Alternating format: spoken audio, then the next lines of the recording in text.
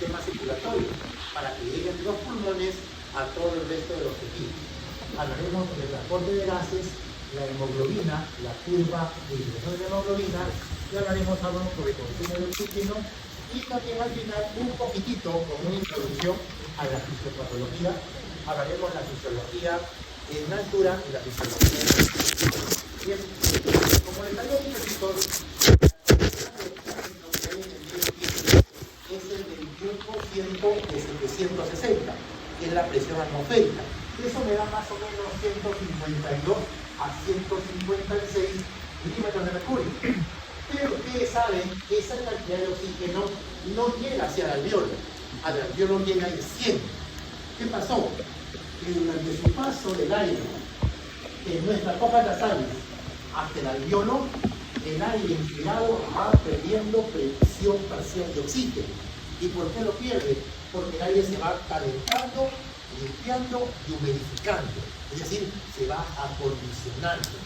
Y el acondicionamiento del aire inspirado se hace a expensas de perder presión parcial. Aquí llegamos a 100. Aquí ocurre la difusión alveolo capilar. Y ya saben que de 100 va a bajar aproximadamente a 40 una vez que el oxígeno ha pasado hacia la sangre. Una vez que esté el oxígeno en 40, después del intercambio gaseoso, lo que hacemos es eliminarlo. Pero el oxígeno necesario para que nuestras células y nuestros tejidos puedan trabajar es de solamente un promedio de 23 a nivel celular y de 3 a 7 a nivel mitocondrial. ¿Me entienden? Por lo tanto, quiero decir con esto, que para que mis mitocondrias tengan 7 a 3, necesito una oferta de 150 y tantos. Hay una gran caída de oxígeno en todo su paso hacia la mitocondria. Se llama la cascada de oxígeno. Eso explica por qué cuando me voy de paseo a la sierra, Huancayo, Cerro de Paz, Puno, pues la oferta de oxígeno ya no va a ser 150, va a ser menos. Recuerden que en la altura la presión parcial de oxígeno baja. Si aquí ya no es 150, sino es, pongámoslo, 100 o 90, ¿ustedes creen que aquí va a llegar a ser 3 o 7? Probablemente no, al inicio. Y eso va a originar disfunción celular. Y la disfunción celular se traduce con síntomas y signos. Dolor de cabeza, mareos, náuseas, vómitos, falta de aire. ¿Y cómo se llama eso? Mal de montaña agudo o soroche. El soroche aparece cuando nuestras células mitocondrias no reciben el suficiente aporte de oxígeno que requieren. Pero a pesar de eso, nuestras células se adaptan a la falta de oxígeno. Y al cabo de unos días, promedio 3 a 5 días, adelante, se van a dar cuenta que la persona ya no tiene molestias, ya se siente bien, como que no estuviera en altura, incluso a lo mejor se da por ahí una corridita, una caminadita rápida y no se agita. ¿Qué fue lo que pasó? La presión parcial de oxígeno está igual, no ha variado, sigue en puno. Pero ¿por qué la persona ya no siente esa falta de oxígeno como al inicio? Se aclimató. ¿Ah? Se aclimató. Se aclimató. En términos que se aclimató, perfecto, estamos de acuerdo. ¿Pero por qué? ¿Qué creen ustedes que puede haber ocurrido? Aumenta la cantidad de eritrocitos. Aumenta la hemoglobina y se capta más oxígeno. Esa es la respuesta. Aumenta la cantidad de glóbulos rojos. Muchachos, imaginemos que este es un restaurante que está en Popas y la mayoría de gente vive en La Molina. ¿De qué manera yo garantizo que este restaurante esté lleno siempre? De dos maneras: o que haya mucha gente que se dirija, o que haya mucho transporte que me caiga. ¿Me entienden? En el caso de la altura, lo que hace fue pues diseñar más cantidad de taxis para el oxígeno, es decir, moléculas de hemoglobina, y esas están contenidas en los glóbulos rojos. Y al aumentar los glóbulos rojos, captan el poco oxígeno que hay en el aire y lo llevan más eficazmente a los tejidos. ¿Me entienden? Es por eso que si ustedes le sacan la hemoglobina a una persona de la sierra, no va a tener hemoglobina de 12 o 13 como nosotros. Va a tener 18, 19 de hemoglobina. ¿Por qué? ¿Están súper alimentados? No, es una adaptación a la altura. En la altura aumenta la hemoglobina y aumenta el número de glóbulos rojos de manera normal. Se llama la aclimatación a la altura o adaptación a la altura. ¿Cuántos días tenía que pasar más o menos? Muy bien, buena pregunta. ¿Cuántos días deben pasar para que una persona se adapte a la altura? Se dice entre 5 a 7 días.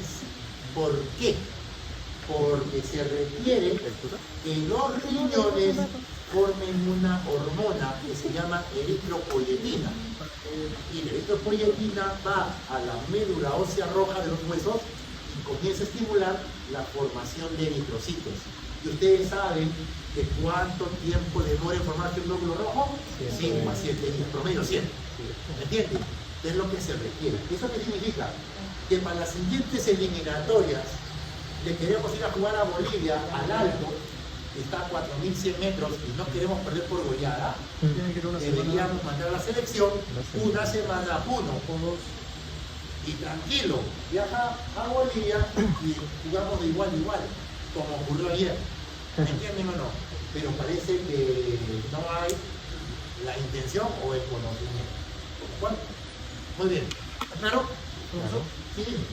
pero el aumento de todas maneras, a pesar de que demora un poco, es progresivo, ¿no? Porque cuando fui, yo tengo entre promedio 15 y apenas llegué a los 3 días yo tenía 16, 7. Depende mucho de la persona, por eso te pongo un término medio. 3 a 5 días es lo que dura el soroche. Y ahí comienza el mecanismo de adaptación. Pero la aclimatación per se debe ser entre 5 a 7 días mínimo, porque es lo que demora el glóbulo rojo. Lo que pasa es que hay factores de riesgo para hacer soroche.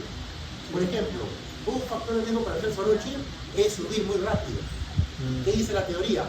Que si vas a la sierra, deberías en teoría subir máximo 400 metros por día. Pero en la práctica no ocurre, pues. ¿Quién toma un carro de aquí a Puno y cada 400 metros se baja para descansar un rato? El carro va de frente. Más aún si vas en avión. ¿No es cierto? Número 2. Bebas bebidas alcohólicas o consumas hipnóticos. Hay gente que por no querer pasar el miedo a los abismos se zampa un par de diazepanes. Peligroso, porque eso puede incrementar el riesgo de complicaciones y soroche. Otro también, pacientes que tengan enfermedades cardiopulmonares crónicas. Si tienen fibrosis al pulmón, tienen enfisema, tienen insuficiencia cardíaca, no se recomienda que viajen a la altura, porque se puede complicar. Y lo otro, que también se ha visto, es que es más frecuente en mujeres jóvenes. ¿Y por qué? Probablemente hay algo que es una cuestión hormonal. No es tanto por hecho de ser mujer, es una cuestión hormonal. Yo recuerdo mucho cuando fui la primera vez a Machu Picchu, ya hace muchos años, compartimos el viaje con una pareja de esposos. Vamos jóvenes. Y el día que nos tocó ir a Machu Picchu, la señora no pudo ir. El soroche la tumbó a la cama y se perdió su viaje. Venían de Chile ellos, ¿no? Pero Piña, pues no podía. Y eso que Machu Picchu es más bajo. Machu Picchu está a 2.500. Pero no, el soroche la tumbó. Dime, ¿pregunta algo más? ¿Está bien? Bien. Lo que está abajo es el CO2. Y el CO2, como ustedes saben, es máximo a nivel venoso, 46. Que ahí va bajando hasta que se bota al aire. Cuando yo hago esto, ingreso aire, ¿qué porcentaje de CO2 hay en el aire ambiental? 0.038. 0.03, ¿no es cierto? ¿Qué porcentaje de CO2 hay al botarlo? 3%. ¿Me entienden? Es poquísimo. Todo el mundo cree, estamos dando puro CO2. No, es solo 3%. ¿Cuál es el gas que más se moviliza durante las respiraciones? Nitrógeno. Y el nitrógeno mayormente no lo usamos para nada. Aunque ya les voy a explicar cuándo el nitrógeno puede ser muy peligroso. Hablemos del oxígeno, chicos. El oxígeno se transporta unido a la hemoglobina. ¿Y por qué requiere de hemoglobina? Porque, según la ley de Henry, el oxígeno es muy poco soluble en agua. Así que requiere de un transportador. El transportador es esta proteína. Es una proteína cuaternaria. Está conformada por 2 cadenas, 2 alfa y 2 beta, en el adulto, porque las hemoglobinas varían. No es la hemoglobina la misma que tú tuviste antes de nacer que la después de nacer. Ustedes van a llevar ya todos los años neonatología dentro del capítulo de pediatría. Y van a ver que cuando nacen los niños, muchos de ellos, al cabo de unos días, se ponen amarillos, se ponen histéricos. La mamá se preocupa, pero es un fenómeno mayormente natural. Y después comienzan a orinar su pichita bien cargada y se comienzan a despigmentar. Hasta ahí todos felices. Pero en algunos niños, ese fenómeno se vuelve muy intenso, se ponen muy histéricos. ¿Y qué hacen con los enanos? Los meten en unas cunas con luz blanca. Les ponen unos antifaces para que no dañen sus ojitos, y ahí están los enanitos caladitos con la luz blanca. ¿Qué es lo que están haciendo? Lo que pasa, muchachos, es que cuando uno nace, tiene la hemoglobina fetal. Y la hemoglobina fetal tiene una característica.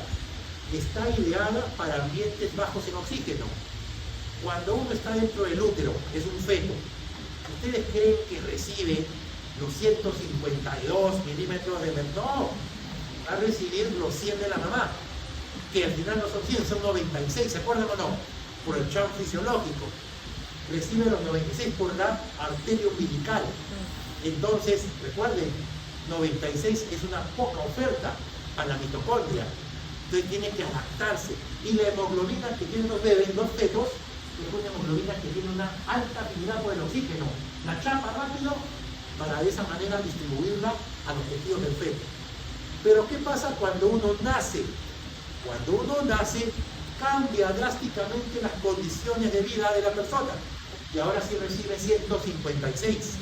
Y esa hemoglobina fetal no es la adecuada. Ocurre un viraje, un cambio a hemoglobina adulta. ¿Y qué hacemos con los glóbulos rojos llenos de hemoglobina fetal? Los destruimos. Hacemos hemocateresis. ¿Se acuerdan qué es hemocateresis? El fenómeno de destrucción de glóbulos rojos. ¿Cómo se llama el fenómeno de formación de glóbulos rojos? Hematopoiesis o eritropoiesis. ¿Entienden? Poiesis de formación, cateresis de destrucción. Y recuerden, ¿me llevaron fisiología sanguínea? Todavía, mucho. No llevan nada de lo que me conviene. Pero van a aprender que cuando el glóbulo rojo es destruido a nivel del vaso, hígado o la médula ósea roja, se rompe, estalla, libera la hemoglobina y rápidamente es metabolizada a biliverdina. Y ahí la biliverdina se transforma a bilirrubina no conjugada. Y ahí va el hígado, se glucuroniza y se transforma en bilirrubina conjugada. Y la conjugada termina en la bilis. Y la bilis tiñe de amarillo la orina y de marrón oscuro las heces. Y se elimina todo. ¿Me entienden? Eso es lo normal. Pero cuando hay destrucción acelerada de glóbulos rojos, ese mecanismo se satura y comienza a haber aumento de la hemoglobina no conjugada, la que se rompió del glóbulo rojo, de bilirrubina a no conjugada. Y esa es muy liposoluble y le encanta acumularse en los tejidos, sobre todo el cerebro. Un niño, un recién nacido, que se pone muy amarillo, puede morir, porque la bilirrubina no conjugada se alimenta al cerebro, lo infiltra los ganglios basales y tiene un nombre, se llama kerníqueles, el kerníqueles.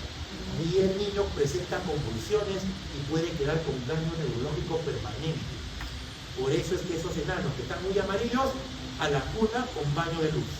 ¿Y qué hace la luz? Impacta sobre la piel y genera el efecto que hacía el hígado. Glucuroniza o reduce la hemoglobina no conjugada, que es liposoluble, a hemoglobina conjugada, que es hidrosoluble, para que el bebé lo orine. ¿Me entienden o no? ¿Es la relación? Ahora, estas cadenas alfa y beta son cadenas polipeptídicas, son cadenas de aminoácidos, ¿de acuerdo? Y cada cadena tiene en el medio una porción que no es proteína y se llama el núcleo N. Miren chicos, aquí hay una imagen de una hemoglobina. Cada cadena, esa naranja, verde, roja y violeta, es una cadena de globina. Globina.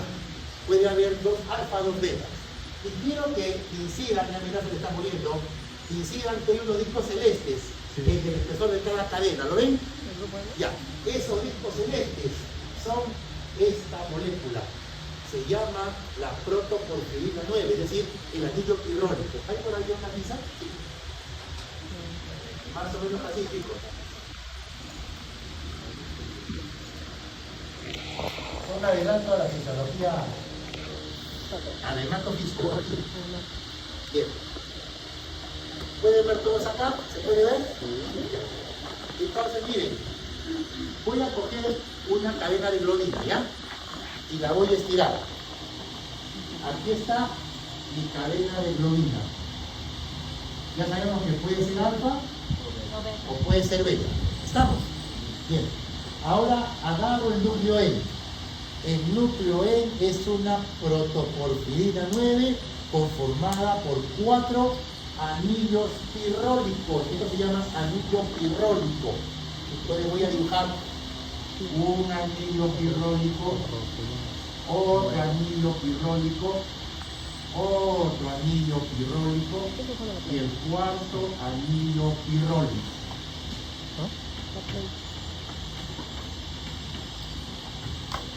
¿De acuerdo? Bien. Aparte de estos 4 anillos pirrólicos, pirrol, pirrol, aquí al medio hay un espacio por donde se va a sentar el hierro en estado +2. Recuerden química básica, los átomos siempre intentan tener 8 electrones en su última órbita. Aquí ya tengo 2 electrones asegurados. ¿Cuántos me quedan? Me quedan 6, necesito 6. Así que comienzo.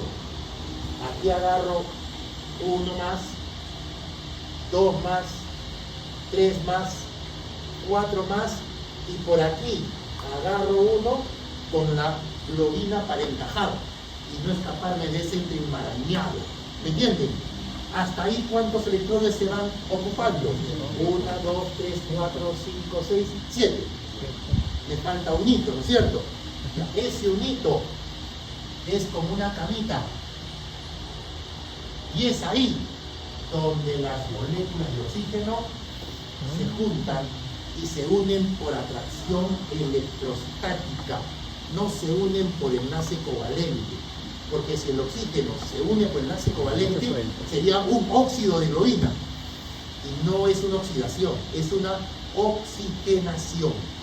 Por lo tanto, la reacción química de la salida o entrada de oxígeno es hemoglobina más oxígeno, rayita libre venida, es oxihemoglobina.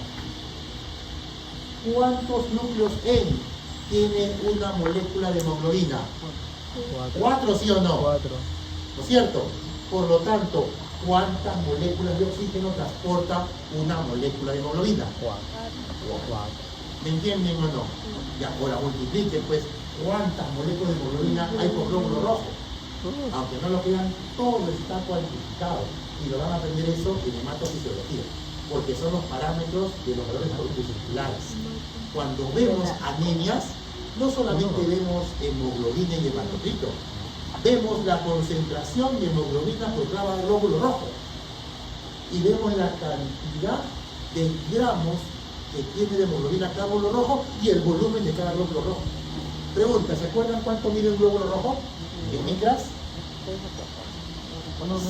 7 micras. ¿Cuánto mide un glóbulo rojo? 120 días, ¿sí o no? Ya, todo eso es parte de hemofisiología que luego me vas a adelante. ¿Hasta acá se entendió? Sí. Muy bien. Entonces, muchachos, la hemoglobina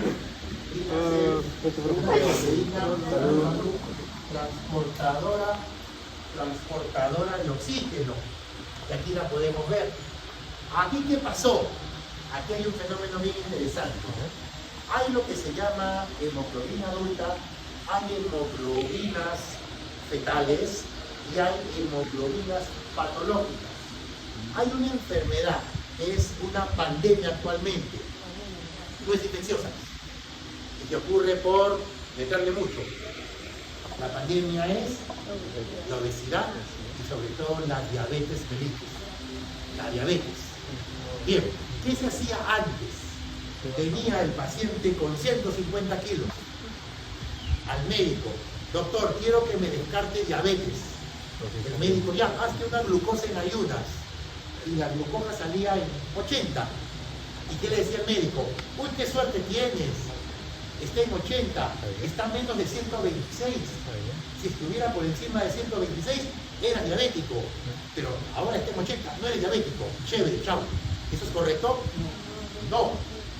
Porque se ha visto que la toma de una glicemia es solamente como una foto instantánea de un momento del metabolismo de la glucosa. ¿Qué es lo que se pide ahora? Lo que se pide es un dosaje de hemoglobina glicosilada, que es aquella hemoglobina que por haber tanta azúcar en la sangre, la glucosa se ha unido a las cadenas de globina, de la hemoglobina, glicándola. La unión de glucosa a otra sustancia se llama glicación. Y había hemoglobina glicosilada. Se ha visto que el dosaje de hemoglobina glicosilada te da un parámetro de nivel de glucosa de los últimos 90 días. Entonces, a lo mejor ese gordito sale con un nivel, a propósito, ¿cuánto es lo normal de hemoglobina glicosilada? Y para aquí está, es más o menos, es más o menos el 6.5%. Más de ese valor es altamente sospechoso de diabetes. Y le sale en el gordito en 10 o en 13, es diabético, pero es diabético. Por más que su glucosa tiene que 80 en algún momento. ¿Me entienden o no? La importancia de eso. Estas son las hemoglobinas que les comenté, hemoglobina fetal, 2 alfa, 2 gamma, hay otra que es hemoglobina 2 alfa, 2 épsilon, que es la hemoglobina glicosilada, 3 a 9, pero reales que debe ser menor de 6.5. ¿De acuerdo? Bien.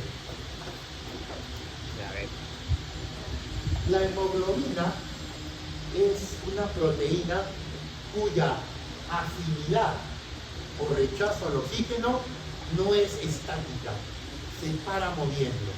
¿De acuerdo? A eso se le llama las desviaciones de la curva.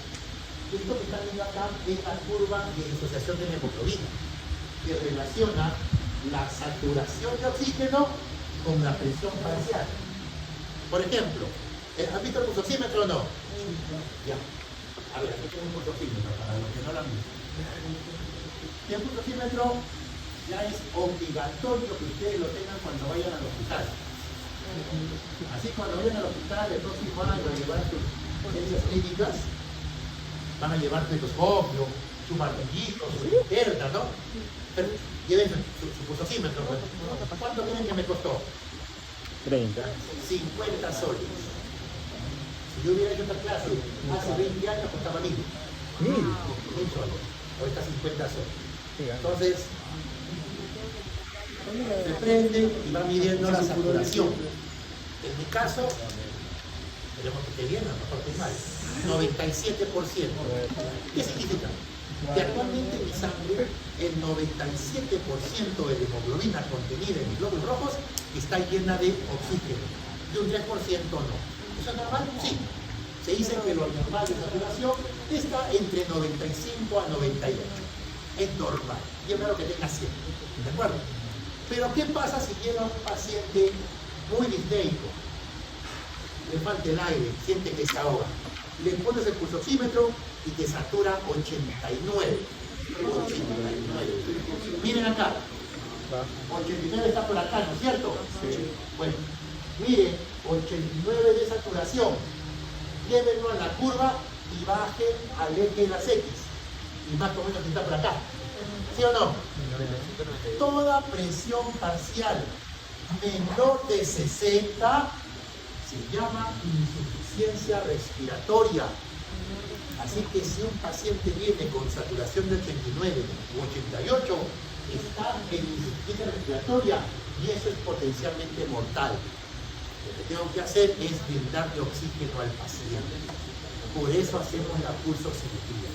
El ejemplo más clásico fue lo que pasó en el COVID.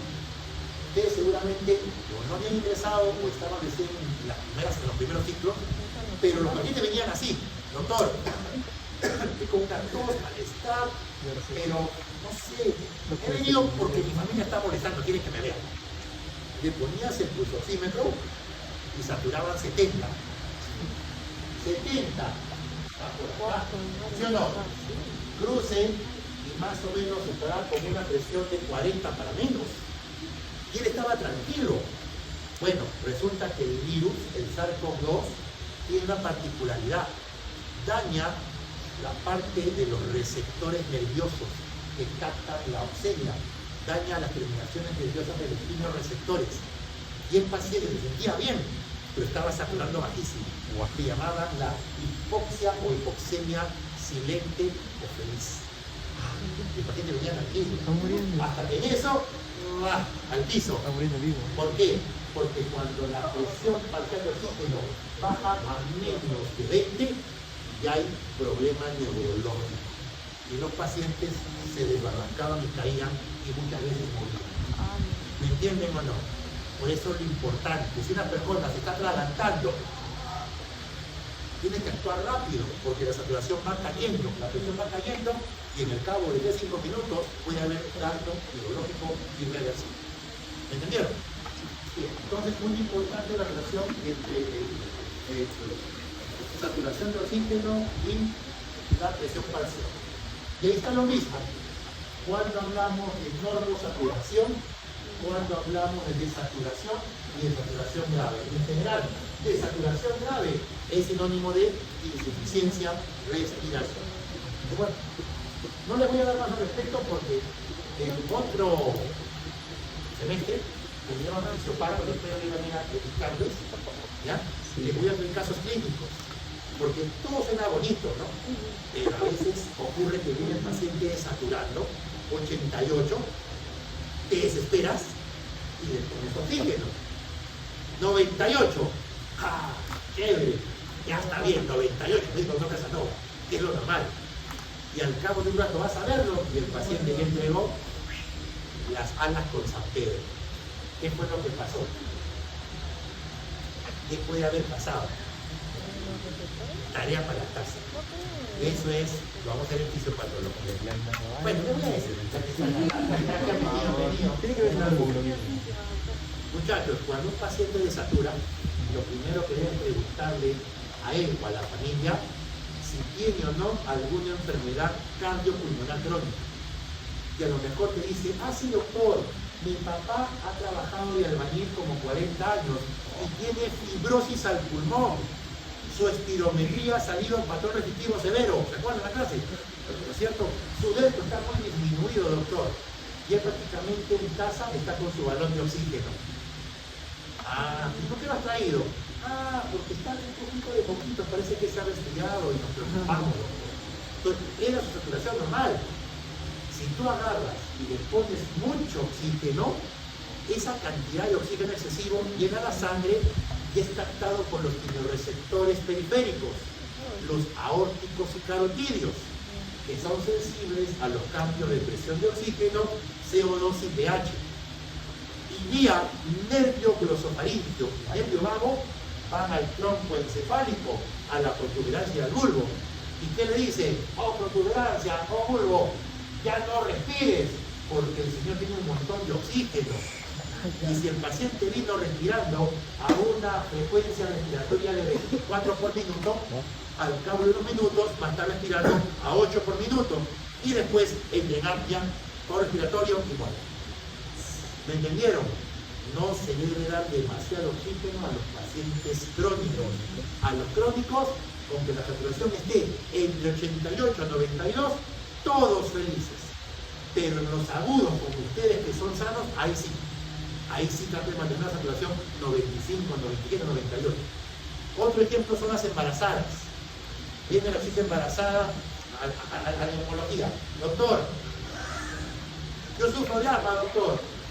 Estoy con 7 meses de embarazo y no estoy tomando nada porque tengo miedo que le haga daño a mi hijo. Es un miedo natural. ¿Tú qué le respondes? Dos cosas, señora.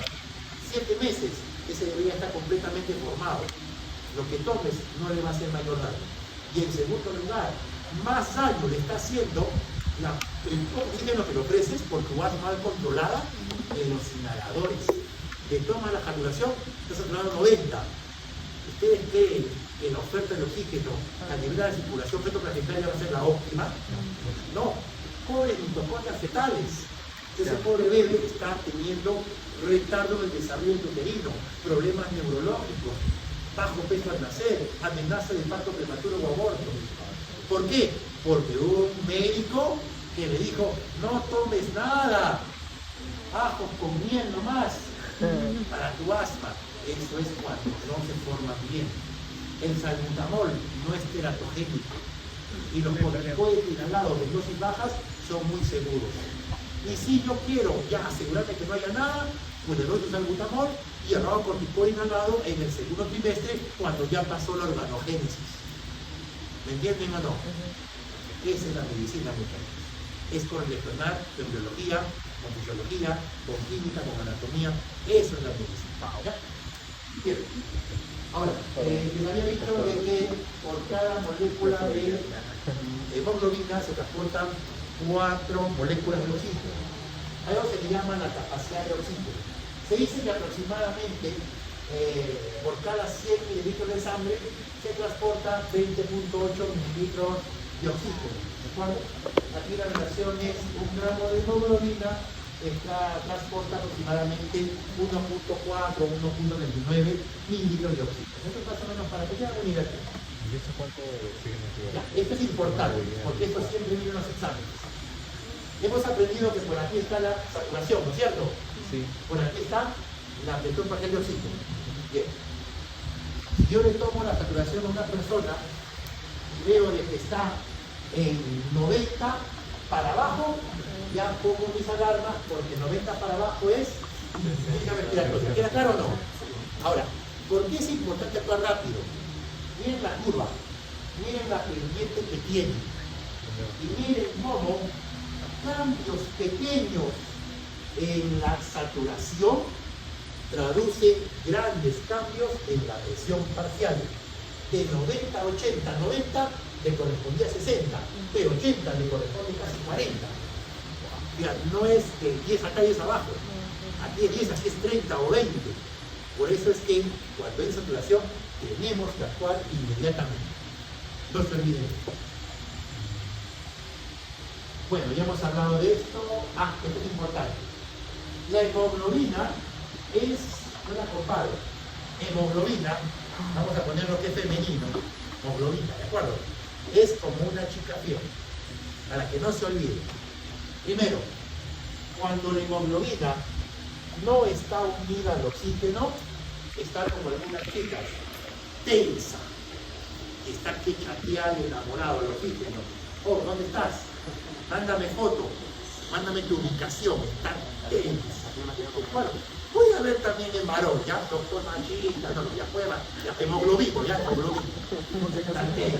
Bueno, pero cuando se unen al oxígeno, se ha visto que las cadenas se relajan desde el punto de vista físico-químico y entra en un estado relajado. Entonces, hemoglobina con oxígeno está relajadita. Hemoglobina sin oxígeno está tensa. ¿Ya me entendieron o no? Primer punto para que vean que es como una chica bien. Seguimos con hemoglobina. ¿Qué es el P50? Es un parámetro. P50 es la saturación que le corresponde, o mejor dicho, la presión parcial que le corresponde a la hemoglobina cuando llega a 50% de saturación. Es decir, a la mitad de la curva. ¿Y para qué sirve P50? Es un parámetro para ver cómo se mueve. Miren, estoy aquí la hemoglobina acá. Me voy a Cerro de Pasco. En Cerro de Pasco hay más oxígeno o menos oxígeno. Menos. ¿Qué le conviene a la hemoglobina? ¿Soltar el oxígeno más fácilmente o mejor chaparlo rápidamente antes que se escape? Chaparlo. Se llama ganar afinidad. Y cuando la hemoglobina gana afinidad, se mueve a la izquierda, se mueve hacia el eje de las sienes. Por lo tanto, cuando hay, por ejemplo, cambios como baja cantidad de oxígeno ambiental o cuando hay pH aumentado es alcalosis, o hay hipocapnia, baja del CO2, o hay hipotermia, o hay baja diosfosfoglicerato, la hemoglobina se desvía a la izquierda y gana afinidad. ¿Me entienden o no? Chapa lo poquito que hay. Esto ocurre en todas las curvas de hemoglobina, como vamos a ver más adelante. ¿Qué es lo contrario? Lo contrario es que se desvíe a la derecha. La hemoglobina suelta el oxígeno más rápido. Pregunta, ¿cuándo ocurre eso? Cuando hay acidosis. Algún día van a ir ustedes al hospital y van a ver pacientes que respiran así. Doctor, ¿qué tiene? Diabetes descompensada. Diabetes descompensada. ¿Y por qué respira así? Los diabéticos descompensados generan más cantidad de ácido láctico, forman más cantidad de cuerpos cetónicos. Eso baja el pH sanguíneo. Y una forma de contrarrestar el pH sanguíneo es hiperventilarlo botando CO2. Y como yo boto CO2, lógicamente voy a producir, bueno, voy a intentar normalizar el cuadro, pero el pH está bajo. Ahora, cuando el pH está bajo, ¿qué más ocurre? Chicos, en pH ácido, ya llevaron química, ¿no? ¿Qué llevaron? ¿Qué es lo que predomina? Baja o aumento de hidrogeniones. Cuando hay pH ácidos. Aumento de hidrogeniones, ¿sí o no? Bien. Chicos, la hemoglobina es una proteína. Pregunta de bioquímica. Las proteínas, ¿qué tipo de carga tienen en su superficie? ¿Positiva o negativa? ¿Superficie? Pregunta de fisicoquímica, de bioquímica. ¿Qué llevaron bioquímica o no? Sí. Las proteínas, ¿qué tipo de carga tienen en la superficie? ¿Positiva o negativa? Negativa. Por los radicales amino. Negativa. Los hidrogeniones, ¿qué carga tienen? Positiva. ¿Y qué pasa cuando hay positivo con negativo? Se atrae. Les acabo de decir que la hemoglobina es como una chica fiel. ¿Qué pasa cuando a la hemoglobina se le comienzan a llenar de hidrogenes alrededor? Se siente que está ya llena de muchos acompañantes. ¿Y a quién chotea? A la oxígeno. Comienza a desviarse la curva hacia la derecha y se libera con mayor facilidad el oxígeno. ¿Me entienden o no? Cada mecanismo tiene su explicación. Chicos, cuando hay fiebre, ¿de dónde creen que sale el calor? De una fiebre. Como decían los griegos del corazón, que había un horno que brilla en la fiebre, eso decían los griegos. Así es. ¿De dónde sale la temperatura incrementada en la fiebre? Lo contrario del hipotálamo. Perfecto. Pero ¿dónde se forma el calor? En los músculos, con la contracción y la vasodilatación de los vasos sanguíneos capilares, ¿sí o no? ¿No se han dado cuenta que antes que me dé fiebre, me dé escalofríos? Bien, pregunta. Vamos al músculo. Para que se genere calor en el músculo tiene que haber contracción.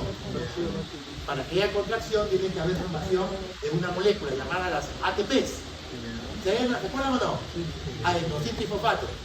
¿El adenositrifosfato de dónde viene? De la fosforilación oxidativa, que es la siguiente fase del ciclo de Krebs. ¿Y la fosforilación oxidativa de qué molécula requería? De oxígeno. ¿Sí o no? Entonces, si yo quiero que haya calor y fiebre, la hemoglobina le conviene tapar el oxígeno o soltarlo para que lo queme la mitocondria. Soltarlo, pues. Es por eso que también hay desviación a la derecha y desviación de oxígeno cuando hay hipertermia. ¿Me hago entender o no? ¿Ya? ¿Y qué es el 2,3-hidroglicerato? Es una sustancia que se forma en la altura. El día que ustedes viajen a la altura, ya van a ir con particular, se van a la montaña de 7 colores. Está a 5.200. Llegan un poquito por acá. Cuando bajen, les va a doler todo el cuerpo, como que los hubieran agarrado palos. Y dolor de cabeza, ¿no es cierto? ¿Por qué? Porque en ese tiempo tu cuerpo ha estado llevando su metabolismo energético aeróbico a anaeróbico, ciclo de las ketosas y ciclo del ácido láctico. Y ese ciclo genera mucho 2,3-hidroglicerato que se acumula en el cuerpo y que también hace que la hemoglobina se libere más rápido de las. ¿Me entienden o no? Queda claro, ¿no? Yo estoy hablando con estudiantes de medicina, les estoy dictando igual como ahorita en San Fernando. O quieren que baje un poquito el nivel. No, lo bajamos, ¿ah? Los rojos rojitos. Está bien. Ah, ya. Es lo que me entienden. Entonces no se olviden, la hemoglobina se mueve a la izquierda ganando afinidad. ¿Y cuándo ocurre eso? Cuando hay alcalosis, hipocapnia, hipotermia, disminución de hemoglicerato. O se mueve a la derecha, liberando más rápidamente el oxígeno. Y ocurre hemacidosis, hipercapnia, hipertermia y aumento de los hemogliceratos. ¿Está claro o no? Bueno, hay un porcentaje chiquito de oxígeno que se puede disolver, pero aquí está muy chiquito, prácticamente no lo tomamos en cuenta, pero bueno que sepan que hay. Y ahí está el cuadrito, lo que les acabo de decir. Desviación a la izquierda, desviación a la derecha. Para acá, a la izquierda, se pega al eje vertical. Y a la derecha, se pega al eje horizontal. Y aquí están las condiciones. No se olviden, en desviación izquierda, la hemoglobina gana afinidad. En desviación derecha, la hemoglobina pierde afinidad para que lo usen rápidamente las células. ¿Estamos? Bien. La anemia y la policitemia. Vean bien las curvas. Arriba, al medio, vemos un paciente que está con hemoglobina de 15. ¿Lo ven? Al medio. Es normal. Arriba tenemos hemoglobina de 20. ¿Eso es normal? No. Se llama policitemia o poliglobulia. Ejemplo, la gente que está en la sierra. ¿De acuerdo? Y abajo está la gente con anemia. Los que duermen en la clase, los que no están bajo de hemoglobina. Chicos, si yo vivo en Cerro de Pasco, ¿qué me conviene? La hemoglobina suelte el oxígeno o que lo chape lo mejor posible. Como con hemoglobina de 20, la hemoglobina tiende a irse hacia la izquierda ganando afinidad. Y eso es el mecanismo de adaptación. Es por eso que la gente en la sierra tiene hemoglobinas y hematocritos elevados. Y cuando vienen a Lima, nuestros paisanos de la sierra, ¿cómo llegan? Bien rojitos de cachetes, ¿no? Muy bien, también rojitos. Lo que quieran. Es que vienen con poliglobulia. Y al cabo de unas semanas están histéricos, amarillos. Y viene la familia, oye, ¿qué te pasa? ¿Qué te salió a enfermarte? No. Lo que pasa es que estoy eliminando el exceso de glóbulos rojos que encima no me sirven. ¿Me entienden o no? ¿Okay?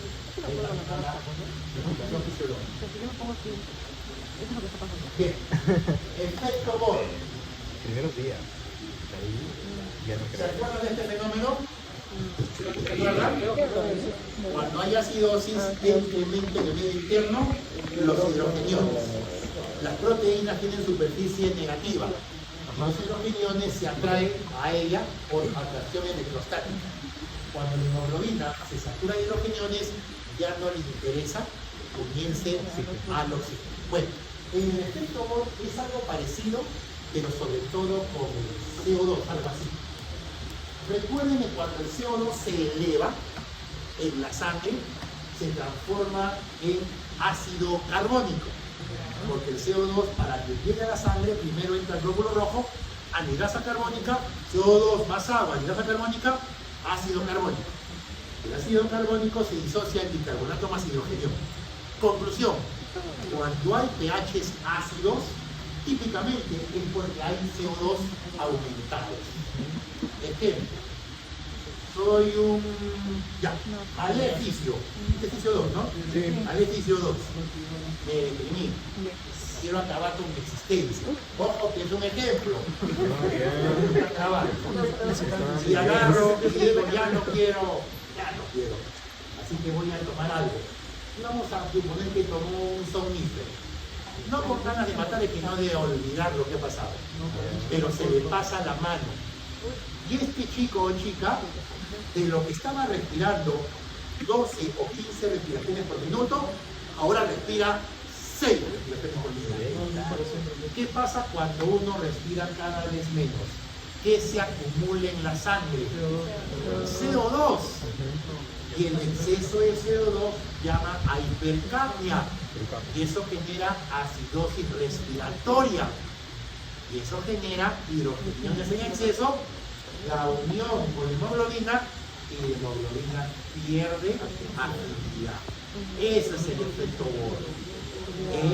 Aquí está, es la menos actividad de la hemoglobina del oxígeno en pHs ácidos, inducidos en este caso por hipercapnias o por aumento de hidrogeniones. ¿Me entienden o no? Ese es el efecto Bohr. Miren acá, lo que está en medio de negrito es la curva normal. A propósito, ¿cuánto es el pH del ser humano normal en medio interno? 7.36 a 7.44. Punto medio 7.40. ¿Cómo se le llama al estado de pH normal del cuerpo? Eudemia o eufemia. Eudemia o eufemia. pH bajo se llama acidosis o acidemia. pH alto, alcalosis o alcalemia. ¿Estamos de acuerdo? Bien, perfecto. 7.4 normal. Miren el pH cuando hay alcalosis y cuando hay acidosis. Cuando hay alcalosis tiende a pegarse hacia el eje vertical, es decir, desviación a la izquierda, ¿sí o no? Con color verde. Y cuando el pH es bajo, cuando hay acidosis, miren cómo la curva tiende a desviarse hacia la derecha. Por lo tanto, la hemoglobina ha perdido afinidad. ¿Por qué? Porque es la que se une con hidrogeniones. ¿Me entienden o no? Perfecto. El monóxido de carbono. Ustedes van a ser médicos, no tengo ninguna duda. Alguna vez nos tocaremos la cara, porque somos al final todo un gremio, ¿no? La orden médica. Y es así, actualmente me estoy en contacto con tantos chicos ex promociones, ¿no? Que ya son internistas, cirujanos, plásticos. Ahí me alegra mucho, perfecto. Y a algunos de ellos les gusta la emergencia, les gusta ser emergencista, les gusta la adrenalina. Perfecto. En eso rescatan a 3 víctimas de un incendio en Mesa Redonda, que todos los días hay, y los traen. ¿Qué es lo primero que tú debes ofrecerle a una persona que ha sido rescatada de un incendio? Oxígeno. ¿Por qué? Porque cuando hay combustión incompleta se forma monóxido de carbono. Chicos, el monóxido de carbono es 200 veces más afín al oxígeno con la hemoglobina. Y el CO2, perdón, el monóxido de carbono, que es el CO, se une de manera irreversible. La unión de monóxido de carbono, CO, más hemoglobina, forma la carboxihemoglobina. ¿Y cuál es el antídoto para la carboxihemoglobina? Darle oxígeno en altas concentraciones. Por eso tú vas a ver que los bomberos, que muchas veces son médicos, no maltraten a los bomberos, porque yo lo veo en las emergencias, me revienta. Cuando viene el bombero y el médico, ¿para qué lo trae? No es champa del bombero distinguir si el paciente requiere una atención médica, lo tienen que traer, porque la gente también se le ve encima. Lo trae, lo trata de traer lo más estable posible. Bueno, tú lo recibes, lo hemos rescatado de un incendio. De acuerdo de fisiología respiratoria, monóxido de carbono, tráeme la máscara reservorio, esa máscara como una bolsita, ¿has visto o no? Sí. Esa máscara que brinda oxígeno hasta el 100% de pureza, aproximadamente. Y con eso, ¿qué hacemos? Que el oxígeno venga con fuerza y trate de desaturar este enlace para que ocupe su lugar. ¿Me entienden o no?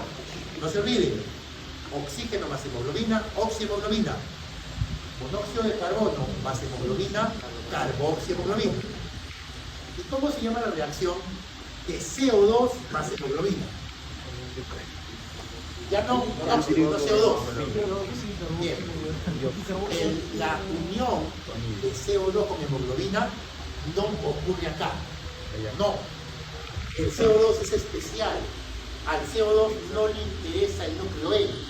Le encanta la cadena de globina y se une a las globinas en el radical amino.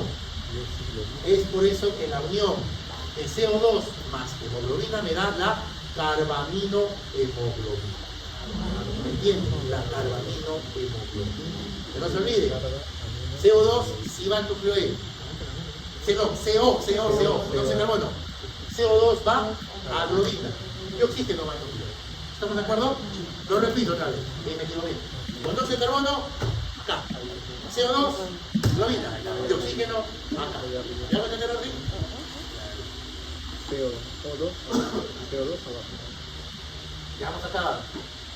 Monóxido de carbono. Si la forma más frecuente de transporte del oxígeno es unión de hemoglobina, la forma de transporte más frecuente del CO2 es bajo la forma de bicarbonato disuelto en el plasma. Bicarbonato.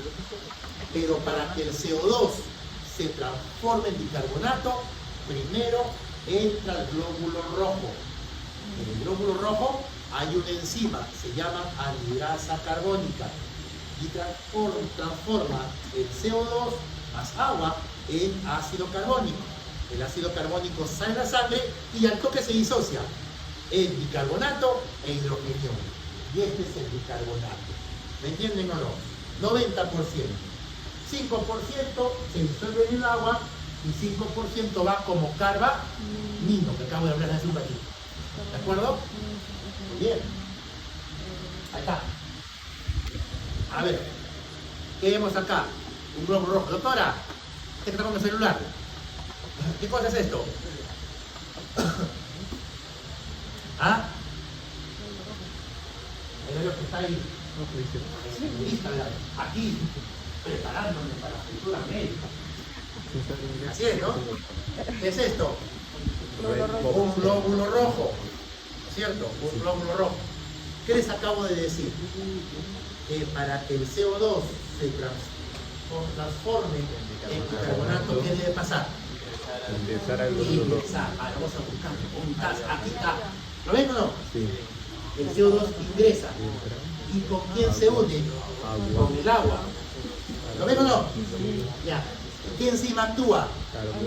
Anhidrasa carbónica. ¿Qué forma? Ácido carbónico. El ácido carbónico se disocia en qué? Hidrogenión de bicarbonato. El bicarbonato sale y así se transporta por la sangre. ¿Qué pasa cuando quiero que ese CO2 lo bote? Tiene que hacer todo lo contrario. El bicarbonato meterse, subirse el hidrogenión, transformarse en ácido carbónico, la grasa, en sentido contrario, lo disocia en agua y CO2, el CO2 sale y recién sale al alveolo. ¿Se dan cuenta o no? Es por eso que un estado de anemia también te altera el transporte del CO2, no solamente del oxígeno. ¿Por qué? Porque estamos restando anhidrasa carbónica para que haya el cambio. ¿Me entienden o no? No se olviden. Y este proceso ocurre en cada respiración. Sí, este proceso dura fracción de segundo. Es muy rápido. Constantemente que está produce, formando. Y el bicarbonato es fundamental en la sangre, porque es un sistema buffer. ¿Alguien sabe qué es un sistema buffer o tampón? Es como un freno por cuando hay un exceso o una disminución excesiva de pH. Excelente. Es una especie de freno fisiológico contra los cambios bruscos de pH. Por ejemplo, y aquí yo he almorzado, porque me toca, yo llego temprano. Sí, no hay problema, aquí me voy a comer un cevichito. Como mi ceviche con mi leche de tigre y mi jugo de maracuyá. Alta cantidad de ácidos orgánicos. Si no fuera por mi buffer, me muero. Porque todos los ácidos orgánicos pasan a mi sangre y pueden hacer que mi pH, que esté 7.4, se vaya al suelo. 6.8, 6.5. Y eso me mata. El pH ácido mata. ¿Por qué? Porque genera hipercalemia. Y la hipercalemia o hiperpotasemia genera bloqueo en la conducción miocárdica y paro cardíaco. ¿De acuerdo? Entonces, ¿por qué no me muero si me comí mi cevichazo? Porque llegó toda la sangre y el bicarbonato que está en la sangre chapa los hidrogeniones de mi leche de tigre y los secuestra. Y también lo hace el fosfato, los sulfatos y por último las proteínas. Son los tampones o bajos. ¿Me entienden o no? Para que vean ustedes cómo todo se interrelaciona. Porque ya les he dicho, para mí es fundamental las ciencias básicas. Aquí está lo mismo, pero al revés. Lo mismo, pero este es bicarbonato, llega al globo rojo, se une al hidrógeno, ácido carbónico, anhidrasa carbónica, agua, CO2, y el CO2 se va para afuera. Es lo mismo, pero en sentido contrario. Eso diferencia, muchachos, con todo respeto, a un médico integral que a un médico memorista. Yo me di cuenta, porque cuando yo soy tutor respetado en el hospital, y a los residentes siempre les pregunto, con buena amiga, ¿de qué universidad vienes? ¿Ya? Y les pregunto, perfecto, vamos a tantear. ¿Y cómo lo tanteo? Preguntándole ciencias básicas. Peso molecular de la glucosa. Se supone que debe saber. Se supone, ¿cierto? ¿Qué tipo de enlace une, por ejemplo, a los aminoácidos? ¿O qué tipo de enlace une a los nucleótidos del ARN? Se supone que debe saber. ¿Qué tipo de bacteria es la Neisseria gonorrhoeae? Ya no me responden eso, es que han tenido mala formación en básicas y no van a ser buenos especialistas. Y ojo, eso ya no depende de mí. Pero lo que yo veo que me responden, le damos, lo someto, les meto presión y al final, a lo que salen buenos, al toque, recluta. Hemos tenido, cuando el libre éramos 10 neumólogos, yo como 17. Los 7 últimos han sido los últimas 7 promociones de residentado en el hospital. Se han quedado los mejores. Así es, muchachos. Así es. Sueñas con estar en el Reba, en la Almenara, o irte a España, tienes que ser bueno. Si no, muy bien. Vamos a acabar. El CO2, como les había dicho, tiene mayor capacidad de disolución del oxígeno y se obedece a una ley, la ley de Henry. ¿Se acuerdan ustedes o no? ¿Se acuerdan, no? El CO2 tiene 20 veces más solubilidad que el oxígeno y se puede disolver un poquito más, pero recuerden que solo 5% se transporta disuelto en el gas. Esta ley de Henry que vimos, lo vimos en la clase anterior virtualmente, ¿no es cierto? Solo estuvieron conectados 55. ¿Cuándo fue la promoción, ah? 15 horas de 0 a 100. No, 100. un poco más. ¿Más? Un poco más de 100. 183 y solamente hubo 55 conectados. Cada uno hace su futuro, muchachos. Porque no es lo mismo que te lo expliquen y que lo interiorices a que te lo leas de memoria la clase grabada un día y saques 20. Y digas, tengo 20, soy lo máximo, soy fisiólogo. Pregúntale lo mismo, entiende que no sabe ni papa. Porque la memoria corta se va rápido. ¿Entienden? ¿Ok? Solubilidad, les había dicho, el CO2 es mucho más soluble que el oxígeno. Justamente por eso puede transportarse mucho más que esta molécula. Para acabar, les dije que la hemoglobina es como una chica fiel, ¿sí o no? Muy bien. ¿Qué hace una chica fiel si está con pareja? Y por ahí se le acerca un galanazo, todo bueno, y comienza a meterle floro. ¿Qué debe ser la chica fiel? Perdón, ¿no? Perdóname. Pero a veces no. Guarda aquí, comencemos.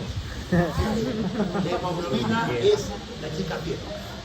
Cuando la hemoglobina está sin oxígeno, coquetea con el CO2 y se puede unir formando carbamina hemoglobina. Pero si la hemoglobina está oxigenada, ya no le interesa unirse al CO2. Eso se llama el efecto aldehído. ¿De acuerdo? ¿Cómo es que la hemoglobina pierde interés por otras moléculas cuando está unida al oxígeno? ¿Y se acuerdan de la carbamina hemoglobina? ¿Se acuerdan que les comenté? ¿Es la unión de qué? CO2 con hemoglobina. ¿Y dónde ocurre la unión? En los radicales aminos de las cadenas alfa. ¿De acuerdo? Carbamina. Muy bien. Vamos a avanzar acá. ¿Qué es hipoxia? Hipoxia se define como la deficiencia de oxígeno en los tejidos. Por ejemplo, mi enamorado me regala, imaginemos que soy mujer, ¿ya? Me regala un arito de compromiso. Un muchacho pobre que se ha choreado y se ha ido a comprar un cisne con un aro de oro aquí por la avenida Bancay, que vende más tarde. Y le parece oro y se lo pone. Al día siguiente le llamas a tu enamorada, oye, mi dedo es hinchado, ven para que me veas. Y el dedo está hinchado por una reacción alérgica al oro. Y no era oro, pues, era níquel, que es el oro de fantasía. Recuerda, el níquel es muy alergénico. ¿Qué pasa con el dedo de la muchacha al cabo de un tiempo? Primero se pone rojo, después se pone morado. ¿Por qué? Porque no hay circulación sanguínea. Y los tejidos comienzan a entrar en hipoxia severa y mueren, y se gangrenan. Entonces la hipoxia puede ocurrir de diferentes maneras. Una forma es hipoxia hipóxica, cuando disminuye el oxígeno en la sangre arterial. Ejemplo. Déjenme poner ejemplos para que entiendan, ¿ya? Te enteraste, es un ejemplo, ¿ah? Te enteraste que tu amiga está sacando la vuelta con tu enamorado. Ya no puede ser mi mejor amiga. Tengo que hacer algo al respecto. Y por ahí te vas y consigues alguna sustancia para echarle la Coca-Cola de tu amiga.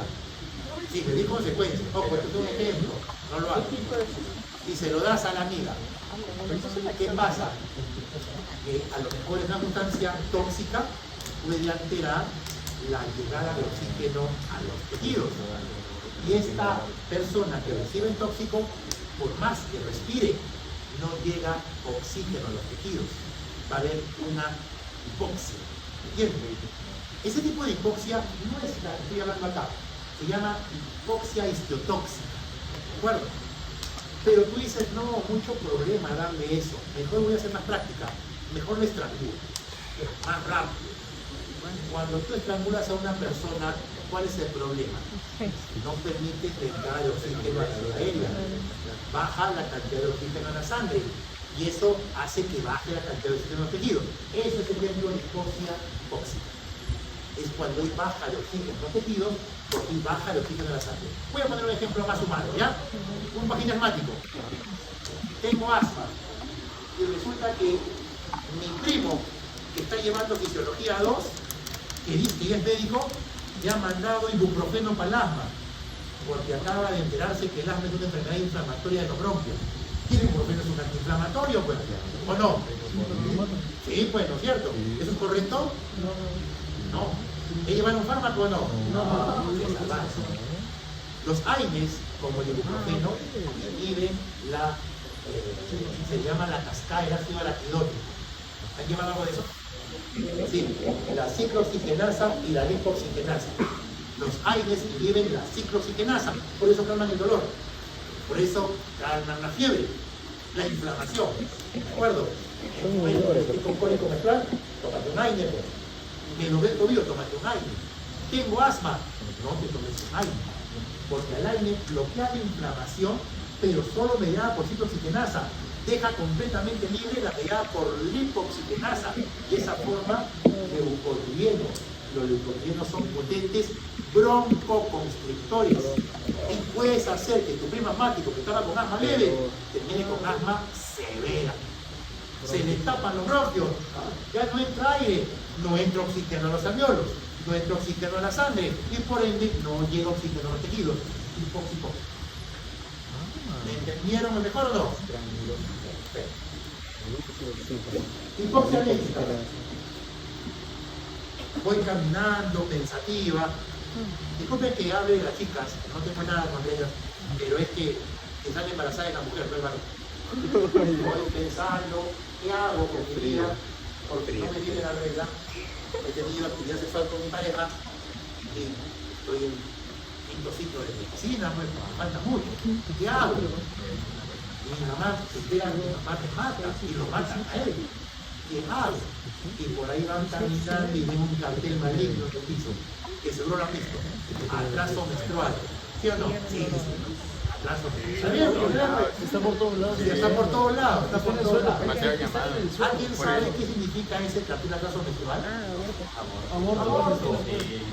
¿Ya? Aborto. No solamente hablamos de aborto quirúrgico, sino que inducen el aborto con medicamentos que favorecen la contracción uterina. Bueno, llamas al teléfono y te dan unas pastillitas que mayormente se colocan por vía vaginal. Dejamos ahí. y que vienen las contracciones uterinas y que se genera un aborto. ¿Cuál es el detalle?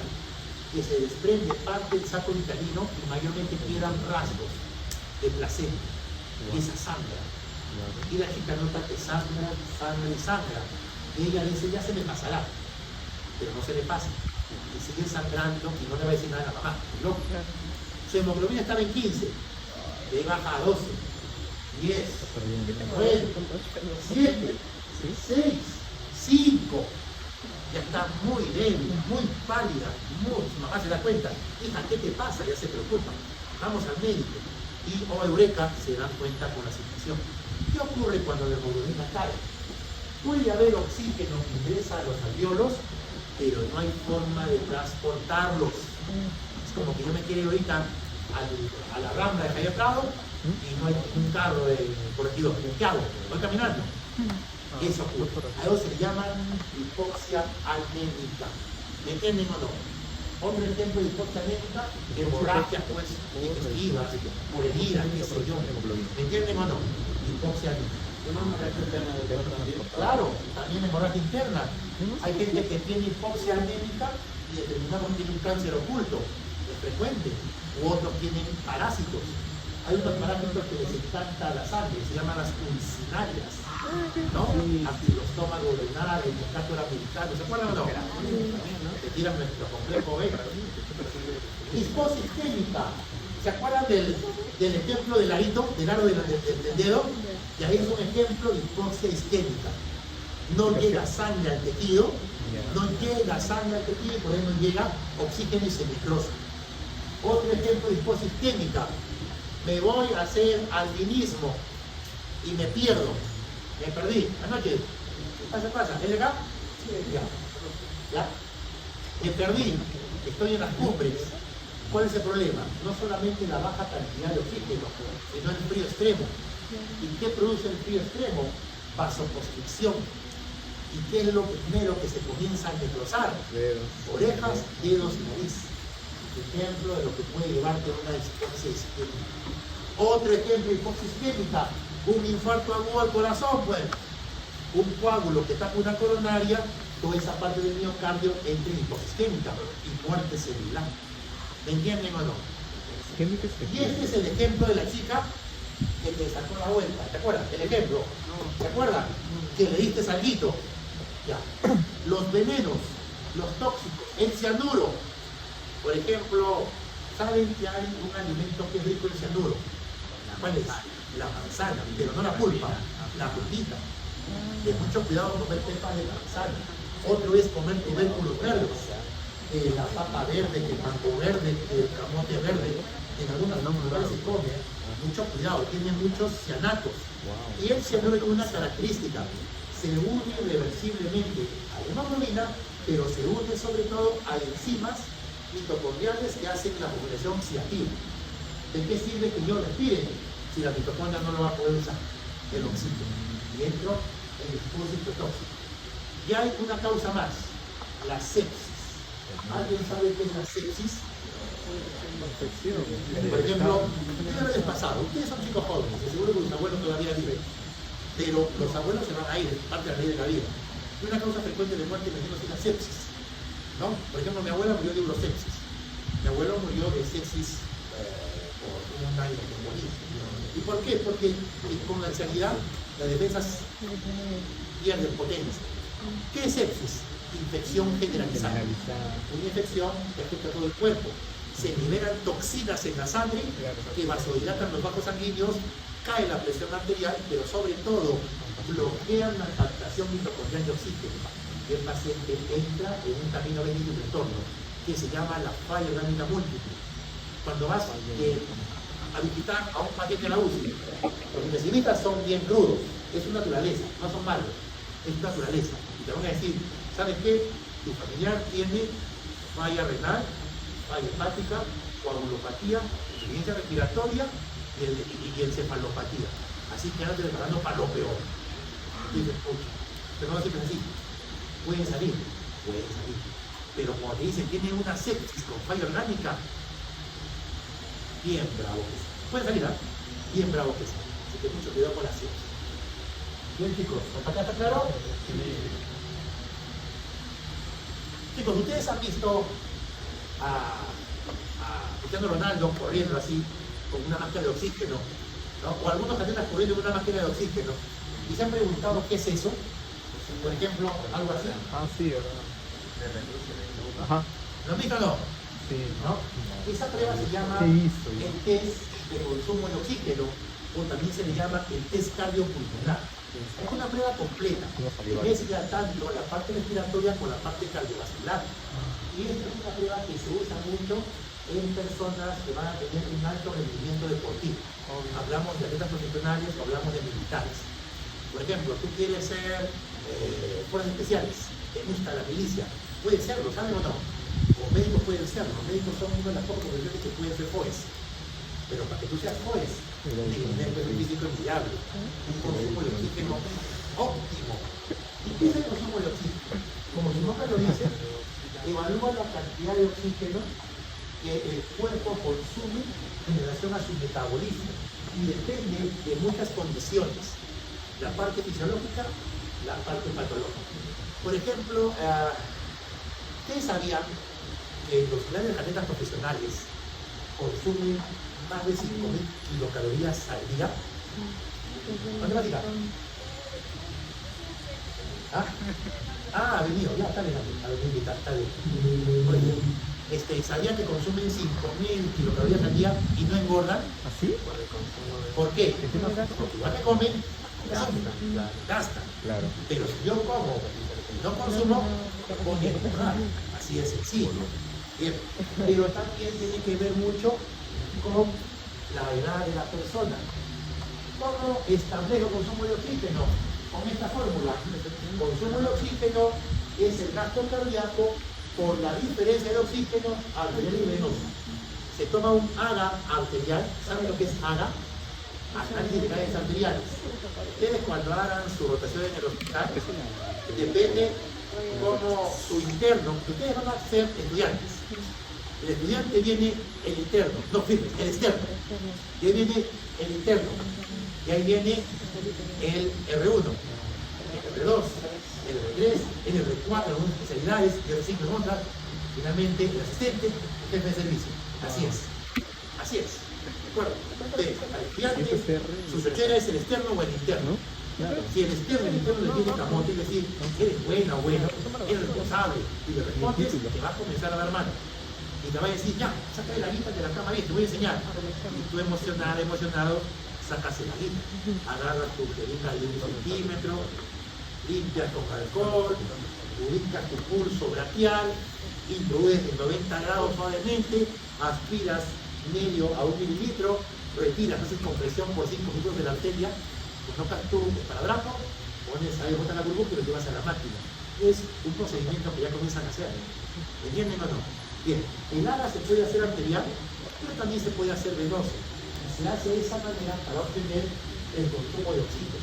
Pero tranquilos chicos, estamos en el siglo XXI o XXII. 22, 28, yo pregunto.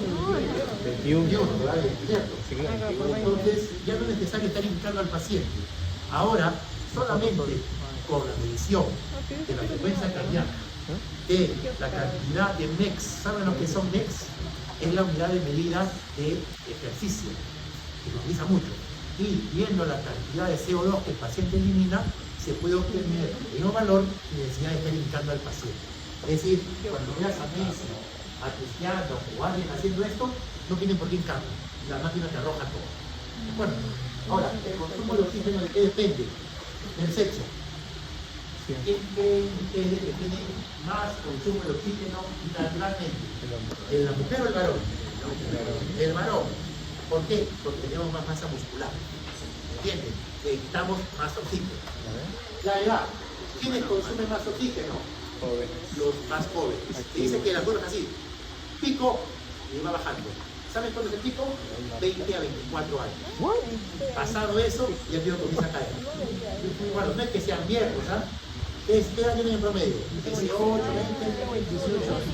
19, 20, están en el pico, están en el pico. Normal, tranquilo. Pero no porque tengan 25 son viejos, por si acaso. Porque por ahí veo que ya estoy viejo, tengo 30. La superficie corporal. Se ha visto que los niños tienen un nivel de consumo elevado porque tienen una amplia superficie corporal en relación a su tamaño y peso. ¿De acuerdo? El ejercicio, lógicamente, pues, una cosa es el consumo de oxígeno de Usain Bolt, de Cristiano Ronaldo, de LeBron James, que por ejemplo mío, pues, que no me acaló, porque ellos son atletas de élite, ¿entienden o no? Alto consumo. La gestación aumenta el consumo de oxígeno. El día que ustedes tengan la hija de ser madres, que eso va a ocurrir algún día, si lo quieren, van a tener que tener un aporte calórico un poco superior, por el consumo aumenta, pero hay que tener regulación, porque a veces se van al otro extremo y terminan haciendo obesidad materna que no es buena. ¿Por qué? Porque la obesidad materna incide en el peso del bebé. Y tu bebé va a nacer grande. Ah, mejor pues doctor que sea grandote. ¿Quién te ha dicho que un bebé grandote es un bebé saludable? ¿No? Cuando una mamá engorda en demasía, puede hacer diabetes gestacional y comienza a liberar más insulina en su cuerpo para la cantidad de glucosa que le mete. Y esa insulina atraviesa la placenta y va al feto. Y la insulina es un inductor de crecimiento de los tejidos. Pero a su vez, ese bebé nace con mucha insulina y acostumbrado a mucha insulina. Y cuando nace, ese exceso de insulina rápidamente consume la glucosa de las mamaderas o las teticas que ha tomado. Y rápidamente así con glicemia y el bebé comienza a tener depresión respiratoria o depresión neurológica. Y se puede morir. ¿Entienden o no? Todo sí, un porqué. Bueno, también aumenta la actividad metabólica en el hipotiroidismo, por el sexo, etc. Valor normal, 3.5 mililitros por minuto. Y este es cómo se determina. Miren las curvas. ¿Cómo ven la edad? Desde excelente hasta muy pobre. Miren cómo agarra su pico. Después comienza poco a poco a caer. Yo estoy más o menos por acá, ya fui. Yo estoy por acá. Es la ley de la vida, pues, como tenemos social, pues. Si tengo vida en un tiempo, estaré por acá. Así que nunca se ocurre que un anciano, no es que el anciano sea débil, lastimosamente, esté en estado catabólico, esté en un estado de bajo consumo de oxígeno. ¿De acuerdo? ¿Entienden? Muy bien. Chicos, ha pasado que ya son, pongámoslo, están en el hospital X, tienen que venir a la facultad interna a recibir una clase y les gana la hora. Y justo pasa la línea, creo que la 206 la tiene para la 206, y tú te crees ahí morir. Corre. Y subes al ómnibus y llegas. ¿Qué pasa cuando llegas? ¿Pasa o no? ¿Cómo se llama ese fenómeno? Se llama la deuda de oxígeno.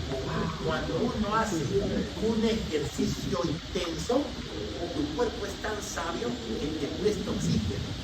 ¿En qué parte del cuerpo se almacena oxígeno? En los músculos, bajo la forma de mioglobina. Y cuando uno hace un extremo esfuerzo, te dan oxígeno. Pero una vez que se cesa el esfuerzo, el músculo te dice, ya me compadre, paga, pero con interés. Tienes que... Si no haces eso, ¿qué va a ocurrir? Tu músculo va a renegar formando ácido láctico. Y en la noche está que te duele el cuerpo como que te hubiera agarrado palazos.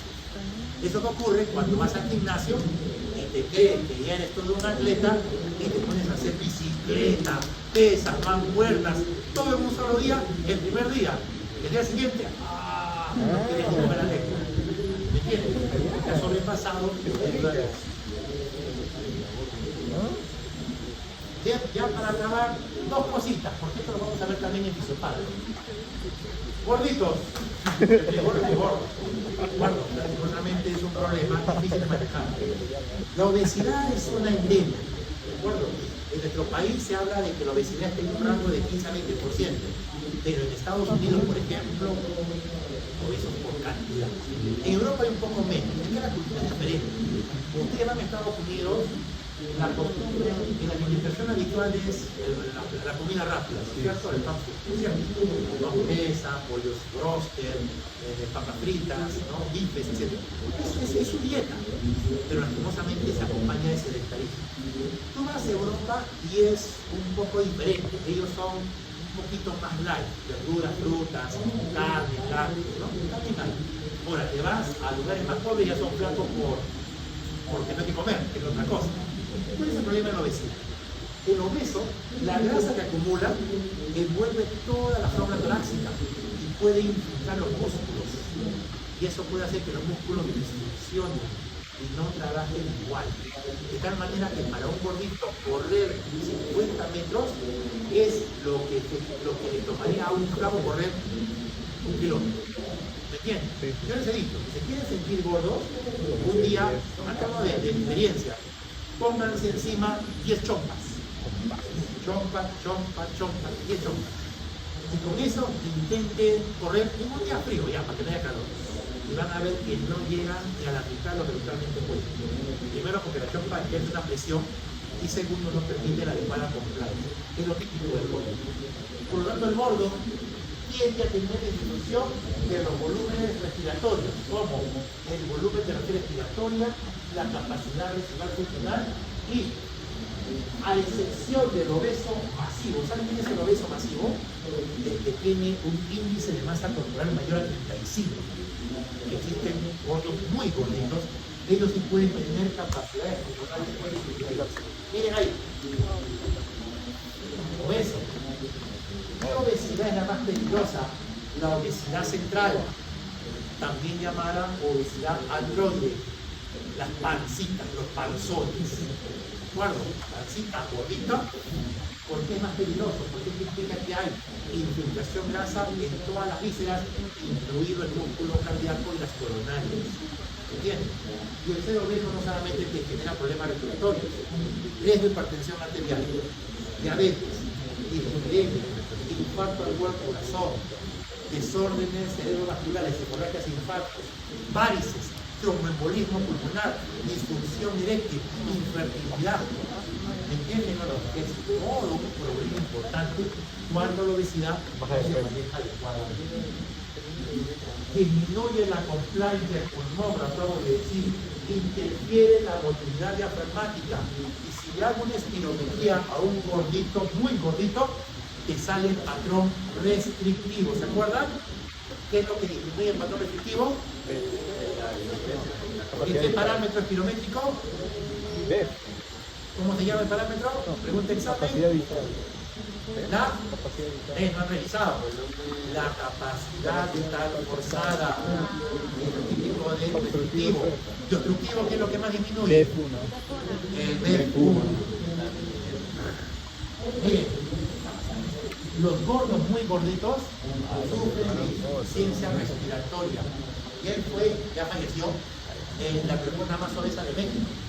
Llegó a pesar 350 kilos y murió de insuficiencia respiratoria. Hace hipoventilación, hipercapnia y falla respiratoria y cardíaca.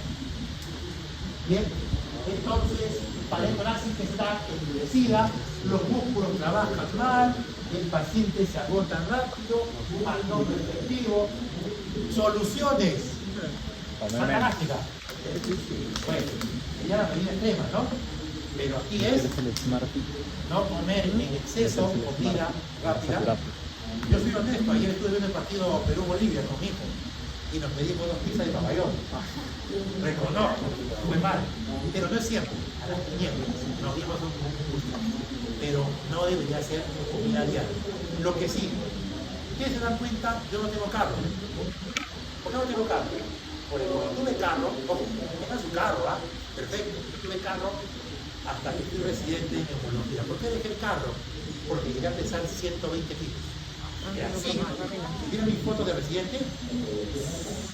Era gordazo. Dejé el carro cuando comencé a caminar.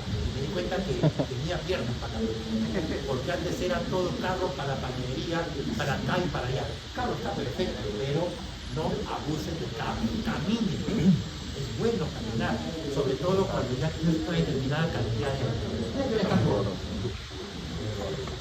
Bueno, otra cosa. Los gorditos se les acaba la falta de aire de hipoxemia no solamente cuando se echan, sino cuando intentan amarrarse los zapatos. Que van a ver cómo hay papás, ¿no? Ya están gorditos y cuando se amarran. ¿Qué pasa, viejo? Nada. Yo sí puedo. Es toda una experiencia amarrarse los zapatos. ¿Cómo se llama eso? Se llama pedopnea. Pedopnea con P grande. ¿Y cómo se llama la disnea o dificultad de echarse? Ortopnea. Ortopnea y pedopnea es característico de los gorditos. ¿De acuerdo? Ojo que no solamente ellos lo tienen, ¿ah? También tienen los pacientes con problemas cardíacos. El paciente gordito ronca duro. ¿Por qué ronca? Porque los músculos parafaringios se infiltran de grasa. Y cuando duerme, la pared nasal al nivel posterior se colapsa y el paciente hace esto. Y en un momento dado dejan de respirar.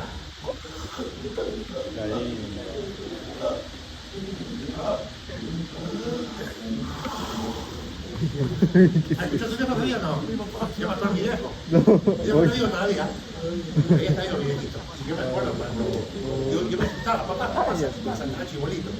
¿Cómo se llama eso? Síndrome de apnea del sueño. Y es muy frecuente en obesos.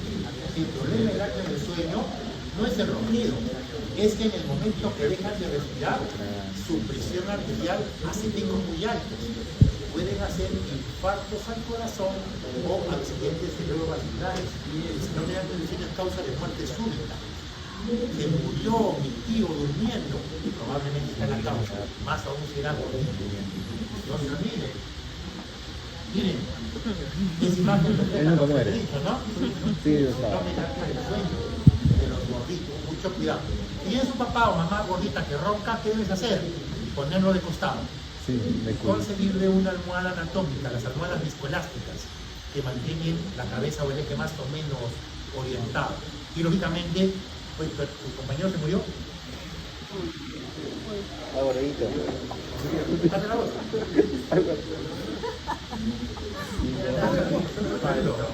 Oye, ¿un cafecito quieres? Ya. Chicos, lávate la cara, lávate la cara. Hasta que te duermes. Muy bien. Yo voy a acabar ya. Ahí está. Síndrome de apnea, hipoapnea del sueño. Y ahí está. El famoso ronquido. Miren a la pobre señora. ¿No? ¿Y cuál es el problema? Que el paciente se levanta siempre cansado. Porque toda la madrugada solo ha dormido efectivamente 2 horitas. Pero se la ha pasado roncando y levantándose. Es por eso que se duermen en la clase, cosas así, ¿no? Tiene sueño cuando están manejando. Es causa importante de accidentes de tránsito. Y la última, patología de altura. Rapidito, porque también lo vamos a hacer en el fisiopatio. Les comenté. Cuando uno viaja a la altura, la fisiología cambia completamente. ¿Se acuerdan de la ley de Boyle y Mariotti o no? Sí. ¿Qué decía? A mayor presión, menor volumen, ¿cierto? Cuando yo voy a la altura, ¿hay menor o mayor presión? Menor presión, ¿sí o no? Y es por eso que todos los gases se distienden, incluidos los gases respiratorios. ¿Qué es lo peor que tú puedes hacer cuando vas a la altura? Por ejemplo, es comer menestras. Hija, ¿qué estás haciendo? No, te veo que estás viendo otras cosas. ¿Qué estás haciendo? ¿Estás apuntando? ¿Seguro? Si me acerco y veo que estás apuntando de verdad. ¿Seguro? Ay, ¿por qué no me miras? Mírame, pues, hija. ¿Qué es lo que estás haciendo? Atiéndeme, que no soy tan feo. Bien. Uno, cuando uno va a la altura y come menestras, los gases de putrefacción y de digestión se expanden por Boyle y Mariotti y todo tu abdomen se extiende y tu diafragma se da para arriba. ¿Y qué queda? Dificultad respiratoria. Entonces, algo que se debe hacer es evitar comer alimentos que generen mucha fermentación. Otro punto, cuando estás en la altura, todos los gases se expanden, ¿de acuerdo? Si yo he sido un paciente que ha sido operado de los pulmones o he tenido un neumotórax, no debería ir ni a la altura ni a viajar en avión. ¿Por qué? Ustedes han viajado en avión. ¿Han subido alguna vez una bolsita de quesitos o de snack, ¿no? ¿Han visto cómo se hincha? ¿Por qué se hincha? Porque la presión atmosférica dentro del avión jamás es igual al nivel del mar, por más presionada que esté la temperatura. Es por eso que a pacientes con pulmotoras o bulas o accidentes pulmonares recientes no se debe permitir viajar en avión, al menos por unos 3 a 6 meses. ¿Me hago entender o no? Pero, ¿qué pasa, doctor? ¿Cuándo realmente a mí me puede dar un evento peligroso en altura? Cuando viajo por encima de los 3.000 metros. ¿Qué ciudad ahí está por encima de los 3.000? Huancayo, Puno, Quito, La Paz, Cerro del Papo, está Cusco también. Cocha, ¿cierto? ¿Qué puede pasar si yo sobrepaso los 3.000 metros? No solamente la presión parcial de oxígeno es la que te afecta, también te afecta la presión atmosférica, que está viendo acá, arriba yo subo, menos presión. Y eso implica distensión de los gases. Y eso también puede ser contraproducente. Miren lo que decía aquí. ¿Cuánto es la presión atmosférica a nivel del mar? 760. Miren cuánto es el Huancayo. 526. ¿Cuánto es la presión de oxígeno a nivel arterial que tiene la gente en Huancayo? 53. Miren, nosotros 90. Para ellos saturación de 77 es normal. Y eso es importante, porque cuando hubo la epidemia del COVID, ¿se acuerdan del COVID? ¿Qué es lo que decían las guías internacionales? Que si el paciente está saturando menos del 94 o disnea progresiva, rápido de emergencia. Si eso se cumplía en Huancayo, todo el mundo iba a la emergencia. ¿Me entendieron o no? Tuvieron que hacer ajustes, porque la saturación cambia con la altura. No solamente eso cambia mucho. ¿A qué altura ya es incompatible la vida, chicos? Más de 5.800. ¿De qué me digo? 5.800. 5.800. 5.000. ¿Quién da más? 5.800. 5.800. Está pues.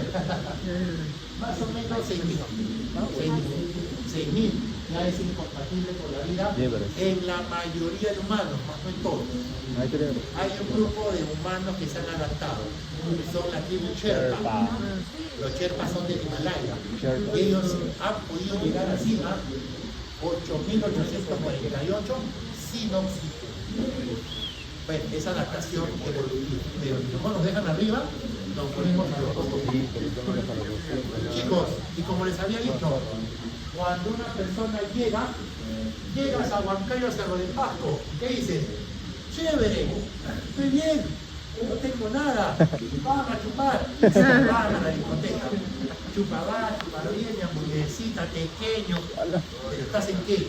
En la fase láctea, en la fase de luna de miel, que demora unas 4 o 6 horas, al rato, dolor de cabeza, intención abdominal, sensación de mareo. ¿Qué te está dando? Soroche. ¿De acuerdo? Más aún necesito esto. ¿Cuánto tiempo de noche te dura? 3 a 4 días.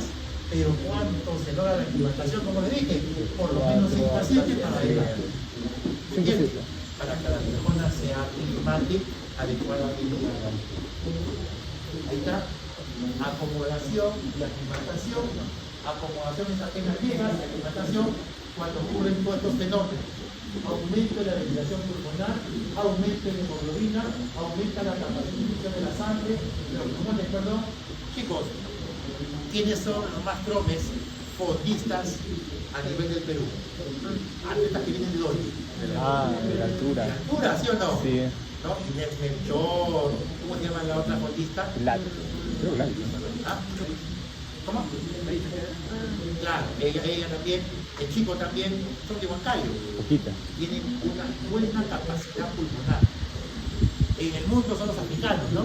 Ah, sí. No sé qué harán, pero para encontrar Oye, ¿verdad, no? una cercana de espalda. Listo, mal de montaña benigno, Soroche. Pregunta, ¿me puedo morir en altura? Sí. ¿Y cuándo me muero? Cuando me da el mal montaña maligno. El edema pulmonar de altura o el edema cerebral de altura. Solo se lo digo, si tu familiar llega a la altura y comienza vomite, dolor de cabeza y mareos, inmediatamente baja. Se te va a morir. Así que no, edema cerebral. La saturación es bajar inmediatamente. Y si comienza a presentar desaturación, tos, y al examen clínico un montón de roncantes, probablemente sea un edema de altura y tienes que bajar, porque te mueres. El tratamiento es oxígeno, inmediatamente baja. Y el mal de montaña crónico son personas que viven en la sierra, pero tienen tanta hemoglobina en su sangre que es tan viscosa que los lleva a una insuficiencia cardíaca del corazón de él. Se llama mal de montaña. Lo voy a dejar ahí, porque esto lo vamos a ver en fisiopatía. Ahora, ¿les puedo preguntar en el examen? Puedo preguntar, pero en el aspecto fisiológico, perdón. Miren lo que les dije, chicos. ¿Quién tiene más riesgo de esta noche? Cuando sube muy rápidamente, cuando te procuras hacer ejercicio, apenas llegues. Cuando estás ansioso, cuando estás deshidratado, no solamente por diarrea, por consumo de alcohol. ¿Cuántos van a Cusco? Y lo primero, a la calle San Blas, a chupar ahí en los videojuegos de San Blas. Pero después están bla, bla. ¿Por qué? Porque el alcohol es un deshidratante celular. Mucho cuidado. ¿Quién tiene más riesgo? Sexo femenino, más sensible. Pero lo bueno es que es más sensible a las formas discretas, no tan severas. Los obesos. Pregunta, chicos, ¿ven ahí asma bronquial? Se los digo porque es bien frecuente que las mamás de niños asmáticos te pregunten, doctora, porque te van a ver de blanco en la calle, doctora, mi hijo tiene asma y vamos a viajar a Huancayo mañana, ¿lo puedo llevar? ¿Lo que le dices? Tú le dices, sí, lo puedes llevar, siempre y cuando esté con su medicación adecuada. El ser asmático no constituye un factor de riesgo para ir al viaje a la altura. Al contrario, los asmáticos, yo soy asmático, estamos acostumbrados a vivir con poco oxígeno. O estamos en la fase de crisis, ¿me entiendes? Así que casi me está recordando que están mal de montaña, dolor de cabeza, insomnio, Imagina que te dé todo eso mareo. ahí. ¿Qué le doy para el mal de montaña? He visto un montón de fórmulas básicas. Solo chill. Que boca, que oler alcohol, nada de eso sirve. Coca. Nada de eso sirve. ¿Qué tienes que hacer? Hidrátalo bien, le puedes dar paracetamol o aspirina y se dice que hay un medicamento que se puede brindar. Se llama el diamo, beta-acetazolamina. Es un diurético, acetazolamina, que se puede dar. Todo les digo eso, no estoy diciendo para que lo vean. Miren, fotos reveladoras. Arriba, una persona que ya está siendo evacuada porque seguro que está con mal de montaña maligno. El que está de color azul es un paciente con mal de montaña crónico, un politrobúlico con mal de montaña. Una paciente que tuvo que recibir oxígeno y esto es un cadáver momificado en el Everest.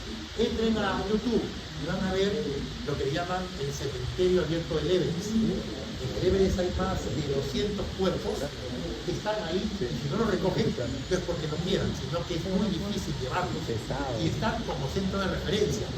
Te dicen, subes hacia la izquierda y del cadáver de pantalón azul volteas 100 metros a la derecha y del cadáver de botas verdes a la derecha.